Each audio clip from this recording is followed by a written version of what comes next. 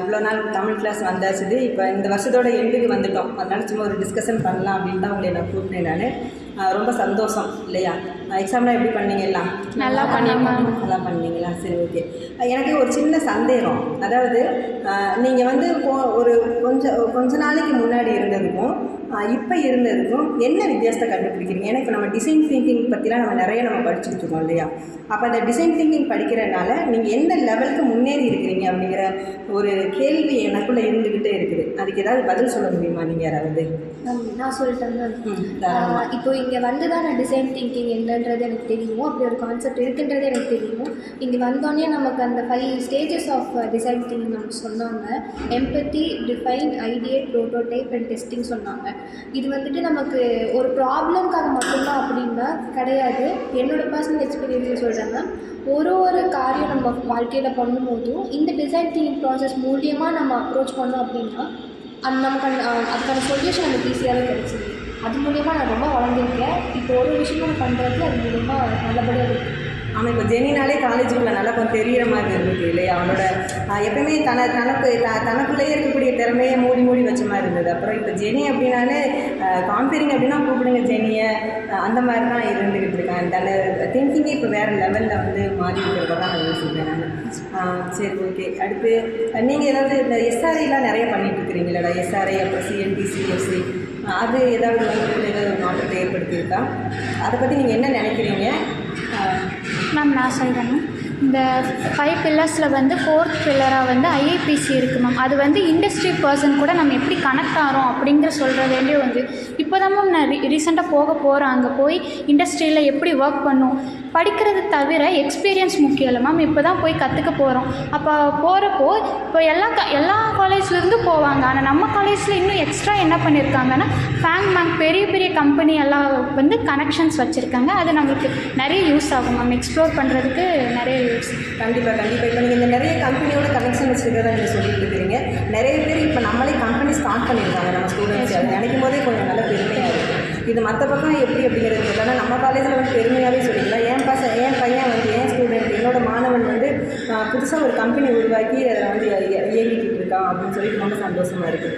அந்த start up அப்படின்னு நம்ம சொல்லிக்கிட்டு இருக்கோம்ல, யாருக்கெல்லாம் நாளைக்கு எல்லாருமே கூட ஸ்டார்ட் அப் வந்து நீங்கள் ஆரம்பிச்சிருவீங்க இல்லையா?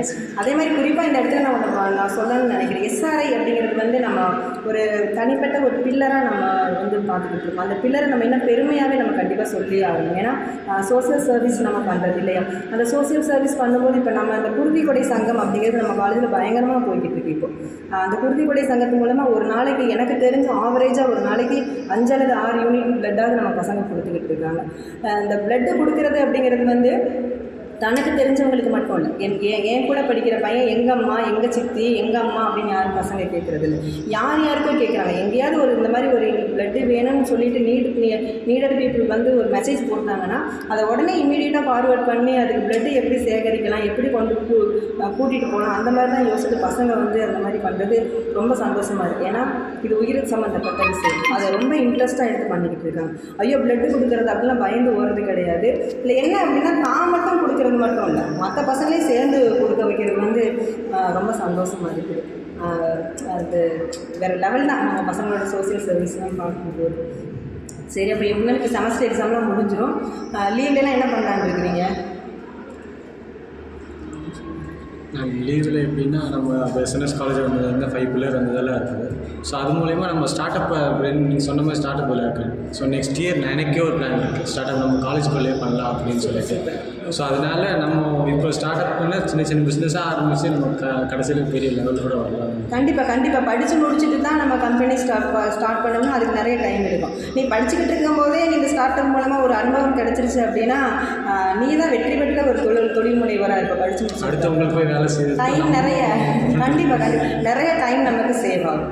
அதேமாதிரி நிறைய படிங்க. லீவ்லாம் நிறைய லீவ் இருக்குதுன்னு சொல்லிட்டு மொபைல் எடுத்தே வச்சு நிறைய பார்க்கக்கூடிய பழக்கம் இருக்குது. பாருங்கள், தேவைக்கு பார்க்கலாம். நிறைய புக்ஸ் படிங்க. எப்பவுமே ஒரு புத்தகம் வந்து 100 நண்பனுக்கு சமம்னு சொல்லுவாங்க. அதுதான் உண்மை. அப்போ நிறைய படிங்க.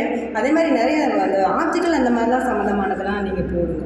அந்த ஆர்டிக்கல் கூட வந்து அந்த 3 pieces அப்படின்னு நமக்கு சொல்லுவாங்க இல்லையா, அந்த அது கொஞ்சம் ஓரியன்டாக பண்ணி நீங்கள் போடுங்க. எப்பவுமே என்ன ப்ராப்ளம், அந்த ப்ராப்ளத்துக்கான அந்த சிக்கல் வந்து பொதுமக்களுக்கு தீர்க்கக்கூடியதாக தான் நமக்கு இருக்குது. ஸோ அதெல்லாம் கொஞ்சம் இன்வால்வ் பண்ணி நீங்கள் ஒரு பேப்பர் ப்ரெசென்ட் பண்ணீங்க அப்படின்னா அது ரொம்ப ஹெல்ப்ஃபுல்லாக இருக்கும், எல்லாருக்குமே நல்லா இருக்கும். அந்த மாதிரிலாம் கொஞ்சம் பண்ணுங்க, நிறைய படிங்க நீங்கள்.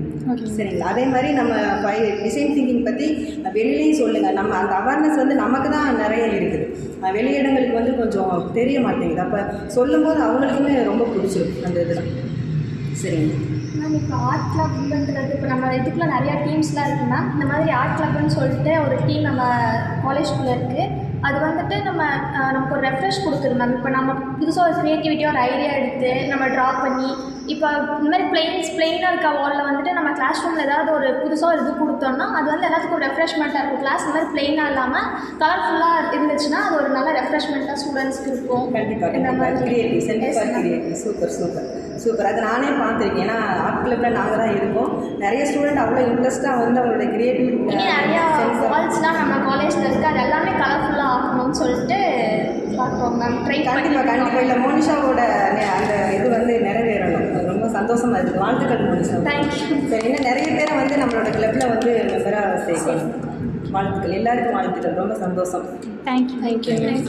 நன்றி எல்லாருக்கும்.